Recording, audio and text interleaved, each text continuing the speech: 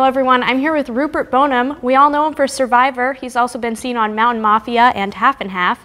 He's also made an appearance on The Late Show with David Letterman, who we love here at Ball State. So Rupert, I love Survivor. I need all the Survivor tea. Oh my gosh. You know, back in the day when, when there wasn't so many reality shows and Survivor came out, I told my kids in my mentoring program, that's how I'm going to show this world who I am. I'm going to get on Survivor, I'm going to win the darn show and make $1 million. It took me a few years to get on the show, but it's been pretty good. I still have never won the show, but I did win All America's Tribal Council. The big vote years ago, won that. But I still would love to win the game. Maybe one day. I hope so. I hope they let me go out and play it one more time. I was that first person to do back-to-back Survivor. I was the first person to do, back-to-back, first person to do 3, first person to do 4. Hopefully I'll be the first one to do 5. 5, and then you'll win that one. I would love to win that one. I know you'll win that one. Oh my gosh, you're so good. To my math, you have done 4 seasons. Is that correct? 4 seasons, yeah. 4 seasons. Which one was your favorite? I loved going out on the first one. Yeah. Survivor Pearl Islands was a pirate adventure. I got to go be a pirate. The second one was okay. I mean, Pearl Islands, living in the jungle with sand fleas and no-see-ums and wasps and hornets and fire ants and army ants and biting flies and mosquitoes and sea lice and sea hares, jellyfish stinging. It was a little hard. You get to the point where you're so eaten up, you've got so many bites all over your skin, you've so many skin infections. By the time I went into the second one that was out in Pearl Islands also, my body had started building the antibodies, building the resistance to all the bugs and all the stuff out there. On the second one, I had a little better time. I made it 37 days instead of 27 days. I was playing with harder players. That was the All-Stars. I suppose I gotta like that one best of all, just because I was playing with some of the people that I'd been watching for years. Yeah. Yeah. That's cool. And now, we talked about this a little earlier. Blood vs. Water. That's one of my favorite seasons. Unfortunately, it's not one of your favorites because of that dark first episode.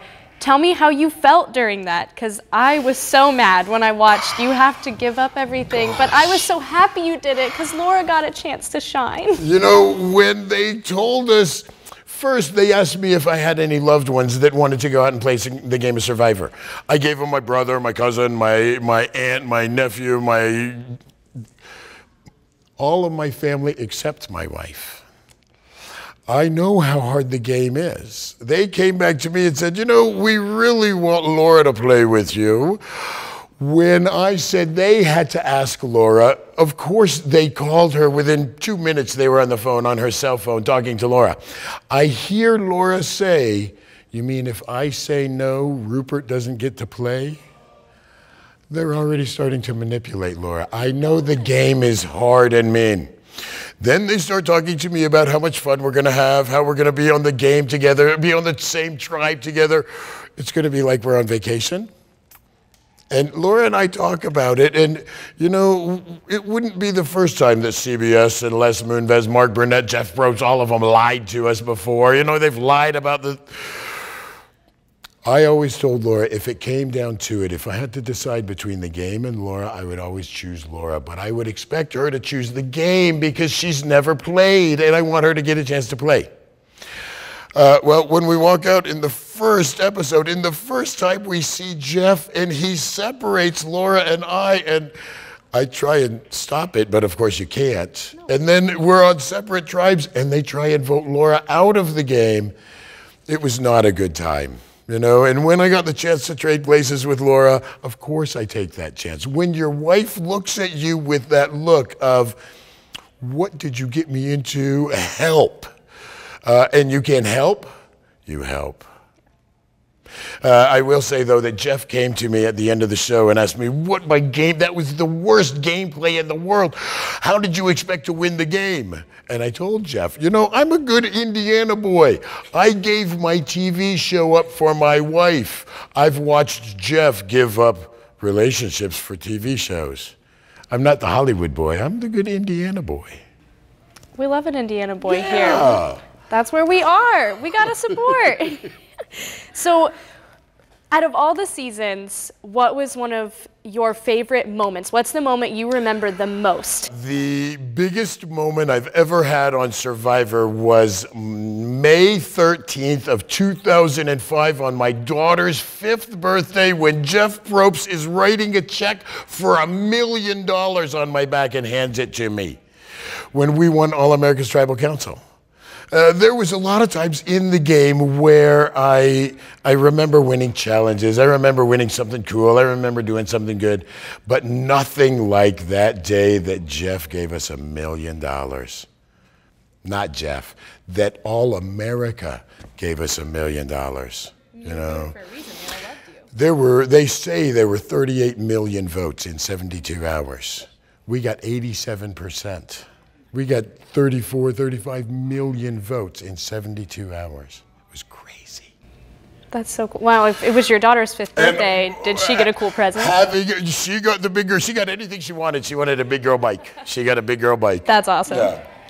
That's good. I mean, every 5-year-old deserves a big girl bike. That's the next step. I remember my first bike. Oh yes, that is the best. When you can be that big girl and have that grown-up bike. Yeah.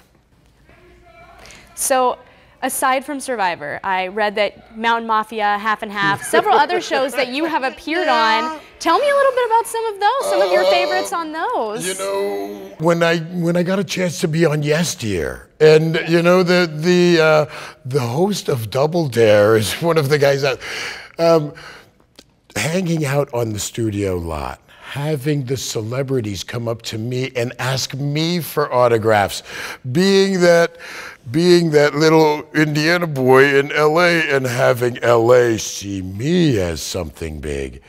It was kind of cool, you know. For a while, I had an LA agent and I was doing some stuff out there. I'm SAG and AFTRA now, and it was okay, but you know, I didn't want to raise my family out in LA. We didn't really want to live out there. If I wanted to be Hollywood, you know, but that's not what I want.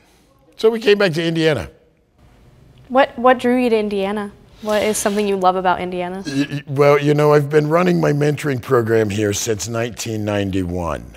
12 years before Survivor, I started teaching young men and women how to make a legal living, getting them that sense of self-worth and work ethic. Teaching you that, you know, you don't have to be an angel, you just can't be a bad guy. I really like Indiana. I like, you know, like I tell people around the world, we still look each other in the eye. We still care enough about each other to make sure you're not going to suffer on the street. You know, we don't want to get too involved in your life, but we'll offer a helping hand. You know, if you're broke down on the side of the road, we'll pull up and ask if you need a cell phone, you need it called, you got somebody coming. We like to help each other here. I kind of like that attitude. Yeah, I've born and raised in Indiana. Yeah. I love it here, everything about Indiana. So you brought up Rupert's kids. That was the next thing I wanted to bring up. And I kind of want you to take the floor on this. Tell us about Rupert's kids. You know, our mentoring program that teaches young men and women how they have the strength inside themselves, not only to help themselves, but to also be a part of society, be a useful part, a productive part, not just to hold their hand out. You know, we take young men and women that usually are stamped with the felony, the scarlet letter, you know, of a felony, most of the time from hurting themselves. Booze, drugs, petty crimes. The opioid addiction is ravaging our system. A system that puts pot smokers in jail over violent offenders. Our system is generating a lot of young men and women that are lost. Rupert's Kids is one of the few programs out there that when you walk out of the detention center, we pick you up, put you through a 10-day probation period to see if you'll even be willing to help yourself. After that, we put you on the payroll and teach you how to go to work. You have to show up clean and sober, ready to go to work, and be honest and truthful. You don't steal, you don't lie, you don't cheat. If you can do that, we'll teach you how to take care of yourself. We show that we are willing even to pay you a minimum wage to learn how to go to work, to learn how to make that money. In society, when you're coming out of the system, one of the only ways you have to make money is the illegal. And they have 10, 20 different ways of making an illegal living, and not one way of making a legal living. And very few people out there willing to help show them how to make a legal living, how to get a secure, safe, comfortable place to live, how to take care of your children, how to take care of yourself, how to pay your bills. When you're coming out of a detention center with no education, no sense of self-worth, and a tracker on your leg that costs you $15 a day, you got a tough road to walk when nobody's standing there with you. We like to stand side by side. If you're willing to help yourself, I'll show you how you can take care of yourself. We use the construction fields, the general labor. I mean, just yesterday we went into a house. We unfortunately find a lot of jobs that others don't want to do and we're willing to do. We went into a hoarder house that a lady had, mental illness sneaks up on you, had no visitors for 10 years. The first responders find her after the neighbors hadn't seen her in days. It takes 2 40-yard dumpsters just to clean all the rot and the nasty and everything out of the house. We go in there with young men and women that are willing to help others and give of themselves in hopes to help themselves. We show how teaching someone a little bit of empathy can give them a lot better chance of making it. Showing them that, to the drug dealer on the corner, the strongest of us can stand up, look them in the eye and say later, and let later never come. Teaching real world ways in the world they live in on how to navigate through the world to not become a career criminal, but become a worker, become somebody that is paying their way, taking care of their children, and having some quality of life, even off a minimum wage job. But none of us need to stay there. I teach a lot of young men and women that when you're first coming out of the system, you're going to be hired to work from the neck down. I don't want to hear what you have to say. I don't want to hear what you have to think. I want you to work. That's hard for people. You want to give your 2 cents. You want to say a better way, especially children these days. That 20-something that has been taught, your word is valuable, your opinion is necessary. Well, on the job, not really, especially when you're a laborer. And that's a tough way, that's a tough lesson to learn for such a hard clientele. When you're coming out of the system, in the detention center, the toughest are the ones that are given the most respect. In society, those that help others, those that give back, those that say, I'm sorry, those that give are the ones that are held in high respect, not those that are tough and mean and hard. It takes a while to teach young men and women how to make it in this world. But I will say we run over a 70% success rate with drug addicts, with alcoholics, with thieves, with dealers, with problems. We take no government dollars. We never have been given any government dollars. We don't spend tax dollars, we save tax dollars. We teach young men and women how to be okay, how to make a legal living, how to have a sense of self-worth and work ethic, and how to go on with their world, how to show and share that with their children, and how to have some quality of life. It helps us all. Our program saves, per person, saves $30,000, $40,000, $50,000 a year. I mean, it's $50,000 a year easily to lock someone up. And the only thing you get for that is the ability to do it again next year, because you're not teaching them how to take care of themselves. You're teaching them how to live in the system, how to institutionalize someone. if we took even 10% of that and created empowerment programs. Like I said when I was running for government, for governor of Indiana, and made Indiana history. Most votes, hairy, scary little bee, most votes of any third-party candidate in Indiana. Silly. If we would take our entitlements and create empowerment programs, if we would use some of the lessons that we've done for thousands of years, just like in our program, create mentoring programs, journeyman programs, apprenticeship programs, and share our knowledge with the next generation, we'd all be better off. That's what we're doing in Rupert's Kids.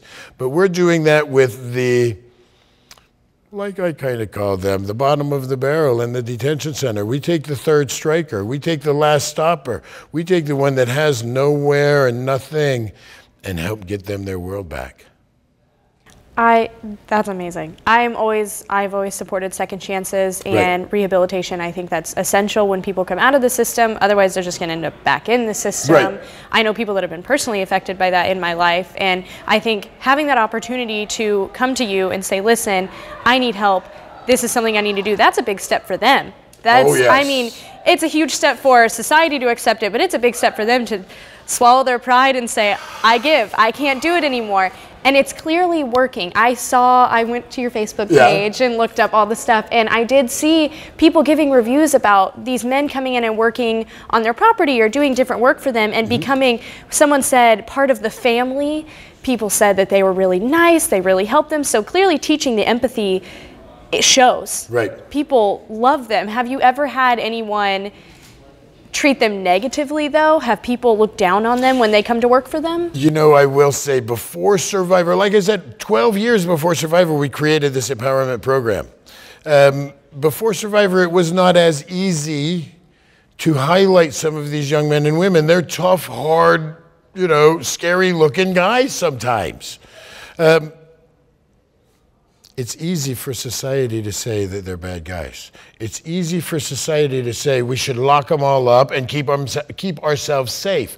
But we see that is not working, and it is sure not keeping us safe. 25, 30 years ago, when we really started aggressively locking people up, we did not have our children shooting us. Now we do. 30 years ago, we started throwing children away in our schools. We started creating the zero tolerance, the 3 strikes and you're out, making it easier for us as a society to say you're not worthy, and like you say, belittle, degrade, humiliate someone because they're not working, because they might be an addict, because they might have that scarlet letter stamped on their forehead. We're starting to see a little more now. We are all just people. You know, even in our Indiana Constitution, it reads, punishment should match the crime. A lifetime of punishment should not be the penalty for being a drug addict. You know, maybe a little bit of sympathy and a little bit of compassion, along with accountability and rehabilitation, but not incarceration. So we're going to switch gears a little bit. Okay. As much as I love talking about Rupert's Kids and everything, but earlier you mentioned that you have a history in TCOM. So we do. We have a lot of TCOM students here. Right. So tell us a little bit about what you did. I think a lot of kids would benefit from hearing from that. Back in the day, in the early 90s, when ABC Wide World of Sports came through to do the Indy 500, they would do the Indy 500 every year. They went to the Comcast company, whatever it was, I can't even remember, Breitbart, I don't know, whatever it was back in the day, and asked for utilities and grips to lay cable because they were cabling the track with new I don't know, coaxium, triax. That was even before fiber optics, you know? I mean, it was a ways ago. Yeah, gosh. In '94, I went out and I was a grip with ABC Wide World of Sports at the Brickyard 400, and then in 95, I guess I did good enough. They called me back.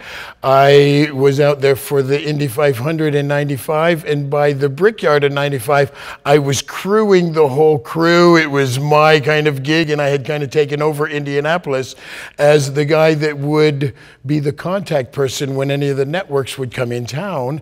They would call me up, and I would crew their shoots. We did Colts games and Pacer games. I did all the racing around town. We did all kind of stuff. It was amazing.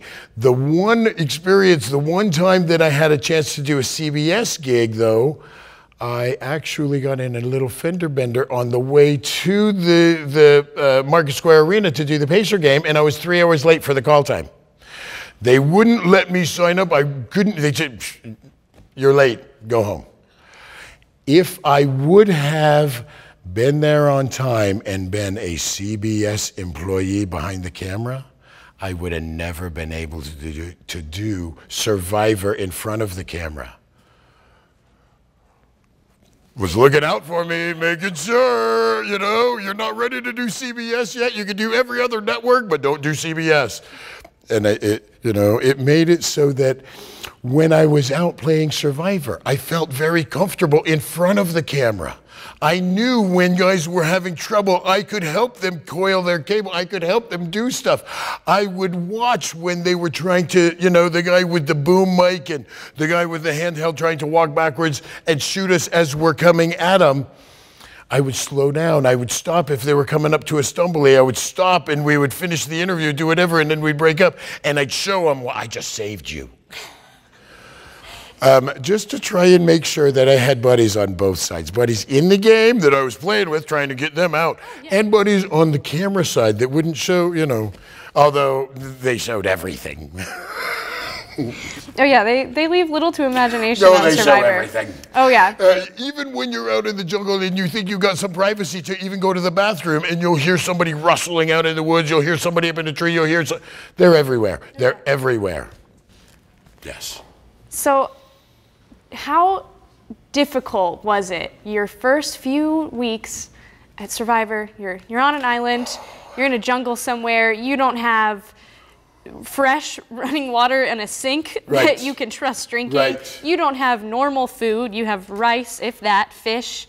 You're living in sand and salt water. What is that like? Because I don't think I could last more than a day.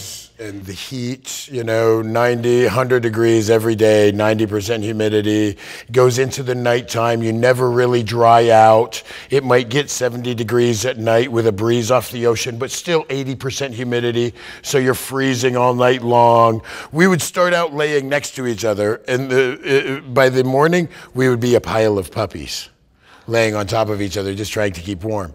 It was tough. It was tough. When Sandra, the girl that has won Survivor twice, came to me after 7 days and said, "What does it mean when you go to the bathroom and it moves?" It was that hard of an environment. If you didn't cook the food, if you didn't boil the water, if you didn't make sure, you were getting bugs, you were getting intestinal parasites, you were getting skin infections. They were people sent home, even on the camera side, with staph infections and blood infections. The environment is tough. So that's not made up. That is 100% real. It is real.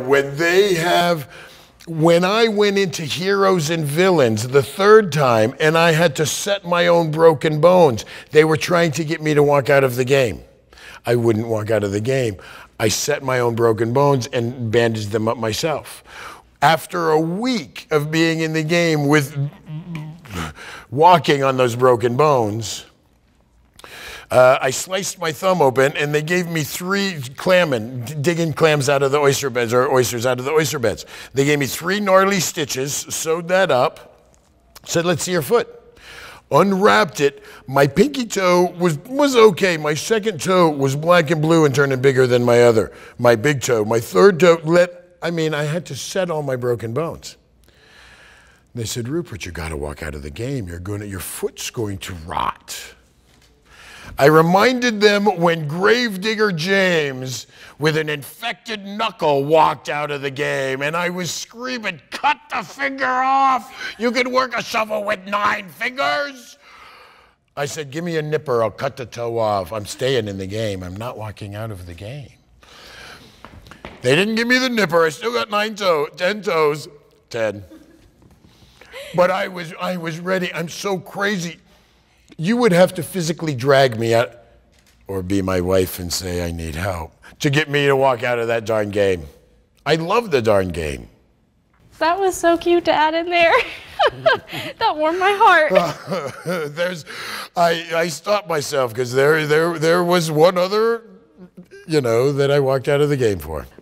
That day that I thought it was an iconic scene in Survivor, but it was not your best day in Survivor. No, I understand. When they're voting your wife out, Yeah. But now I also told Jeff, if we ever go to the game again together, and you try and vote my wife out of the game again, I will look at her, I'll hug her, I'll kiss her, I'm sure I'll be crying, I'll say I'm sorry, and I'll walk back into the game. I'll never walk out of the game again. Well, you did it once. I did it once. She had a chance. She got to play. Yeah. Although, I don't know if she would be voted out immediately, because now they know you guys as 2 different people. I know. They voted her out because of you. They said, well, she has to be a threat. She's Rupert, but she's not you. They voted her out as a strike against me. Yeah. They did. They didn't have any idea who Laura was. Yeah, but now they know her as her own person. I think both of you could end up. Honestly, it helped our relationship. It showed Laura how hard the game really is. It empowered Laura. We came back a stronger relationship, and then we left, and we've been married 21 years. It's pretty cool. That's incredible. I love it. So Survivor does more than basically kill you. It also brings couples closer together. It can. Survivor is one of the best empowerment programs I've ever seen. Now, if it doesn't empower you, it's been known to crush you. There are some people out there that never got over playing the game. Luckily, we are not them. Yeah. Although I never got over it either. I still want to play the darn game. I think it'd be cool to do the challenges. I don't know if I could do the whole living in days bugs with no food, and days with no water, days with no sleep. It's been about 3 hours since I've eaten, and I'm hungry. So I dropped 50 pounds in 27 days on Pearl Islands. I dropped 65 pounds in 37 days on All Stars, and those were back-to-back Survivor. It was tough. Intense. When your muscles sometimes twitch and you get an eye twitch or you get a muscle twitch, my quads would twitch, my backbone, my spinal cord, my metabolism was messed up. My body was messed up. It took a while to get back together. And I'd do it again in a second if they'd let me. Maybe one day I should try to do it to teach myself strength and that I can survive. There you go. Survivor. It is a heck of an empowerment program. So just a few more things before we finish off. You have done so much. You're such an inspiring person, not just to me, I know to several others. What is something you live by that helps get you through everything that you've done? Survivor, Rupert's Kids, helping society, running for governor. Like, you've done everything. What is something that you live by every single day that, you know what, I can do this? Years ago in our mentoring program, I used to show our kids, and I still do, we talk about our life goals. You should have daily goals. My daily goal is just to make it to work, just to help someone, just to help myself. Make your daily goals, make your weekly goals, make your monthly goals, have yearly goals, but have that life goal. My life goal used to be showing this world that I am good at something. I didn't even know what it would be. And, to even think that a little Indiana Hoosier boy that, when we go on vacation, we go down to Florida and come back up and maybe go up to New York and come back down. And that's about it. That's vacation for us. That's seeing the world. How am I going to show the world who I am? I get fan mail from around the world now. The South African government brought my family and I out to help create empowerment programs. I went off and did Survivor Israel. We've got Australia contacting us, wanting us to go out in December to go do a little play around thing. The world sees who I am and sees for who I am as a good guy. if you can always keep those goals in mind, my new goal, to change the system, to change the world for more young men and women coming up, to show that it's not such a punitive, such a punishment, such a beat down system, but more of an empowerment system. If you can keep in mind goals for yourself, don't listen when others say, there's no way you're ever going to get on Survivor. Who says you're going to be able to get out there? There's hundreds of thousands of people a year trying to get on there. If I would have listened to them, I would have never applied. If I would have listened to them, I would have never ran for governor. I would have never written my book. I would have never created a record label that made Billboard charting history. I would have never done so many things.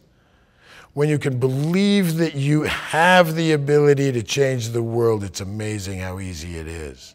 You guys should be sure to look up Rupert Boneham on all of his social media, and especially Rupert's kids. Keep up with them. Donate to them if you can. It's been a pleasure interviewing you. Thank you so much for coming and seeing us today. Thank you, Abby. It's been wonderful.